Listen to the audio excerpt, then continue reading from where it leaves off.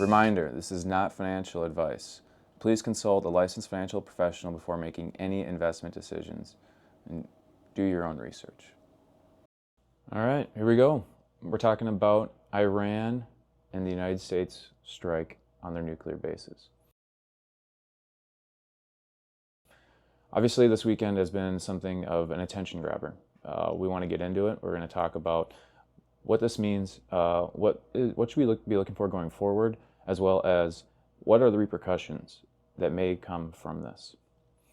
You know, with the news that the United States sent 6 B-2 Spirit stealth bombers from the United States in Missouri all the way overseas to Iran and devastated all of their nuclear facilities is a sign of power. No other military in the world could have conducted an operation like this, and to do it in a way that was so strategic, with such deceptiveness that no one saw coming. This is a sign of power, of force the United States military has not shown in a long time. It shows competence, it shows carefulness, it shows precision, and it shows that they can be deceptive. They can surprise people. And in war, or in any confrontation, the greatest element of essentially momentum or advantage is the element of surprise.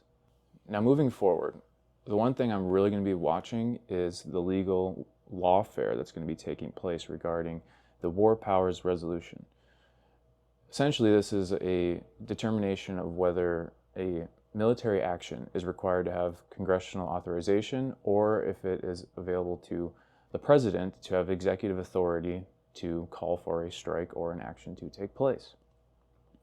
Now, this has already taken place, and it's being moved within Congress. The way that I, really want to, paint this picture is that Trump is setting a precedent again. He's challenging one. He's doing things as a president that has never really been done before in a lot of aspects, but in some aspects has been done before, and it's being revisited now because he puts everything out there. There have been many legal precedents set by President Trump, including, but not limited to, presidents and former presidents can be impeached. Presidents and former presidents can be forced to reveal tax and business records. They can also lose executive privilege. They can lose attorney-client privilege, can be forced to release private phone records and text messages, can have their homes raided by the FBI, can be subpoenaed by partisan committees, can be repeatedly indicted and arrested, lose their First Amendment right to free speech, lose the right to a jury trial, and the VP no longer has authority to question validity of disputed electoral votes, and the losing party no longer has authority to submit contingent electors when results are disputed, and presidents and former presidents don't have presidential immunity. All of these precedents were set when they went after Trump for the previous 4 years of administration, and as well throughout his presidential run. Everything is he shows or tells you in terms of the actions taking place. And this is, look at how he came out on the evening of the strike and announced that he did conduct this strike, and he gave a 5-minute speech about it.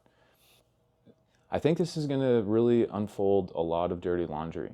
Also expose the fact that there has been actions like this taking place for decades by the United States on foreign soil. Considering the territories that are affected by this, the Middle East, Obama's term, hundreds of thousands of drone strikes and military strikes were taking place without congressional authorization. These things weren't challenged, but yet all of a sudden this happens, and now precedent is about to be set where it's actually going to be legally evaluated based on the Constitution and whether these actions need to have congressional oversight and authorization. Now, this leads me to the next topic, which is the International Atomic Energy Agency, IAEA. They are essentially responsible for the evaluation of nuclear risk, deterrence, weaponization of military arms, all the aspects regarding atomic energy. They are looking at Iran now and saying, yeah, after the evaluation, it's completely devastated. There can be no more, nuclear armaments or any of the actions taking place anymore by Iran. Now, I kind of want to mirror that. The only reason that the United States even came into this and said, yeah, we'll essentially do this is because Israel asked us to. Mainly because we had the capabilities to do it with the B-2 stealth bomber and the MOPS, the massive ordnance penetrations that only the B-2 bombers can carry. These are 30,000-pound bombs, and we had dozens and dozens of them available. One thing about the IAEA is that looking at the Middle East now, there's only one country that has nuclear arsenal or assets, and that's Israel. But is the IAEA reviewing them? Has there been a conduction of, is this, essentially allowed, or is this feasible, or is this safe, or is this something that could cause great threat to the surrounding region and the world? Now, with all of this, how does that affect gold and silver? Well, I told you before, and I always will, gold will tell you the story.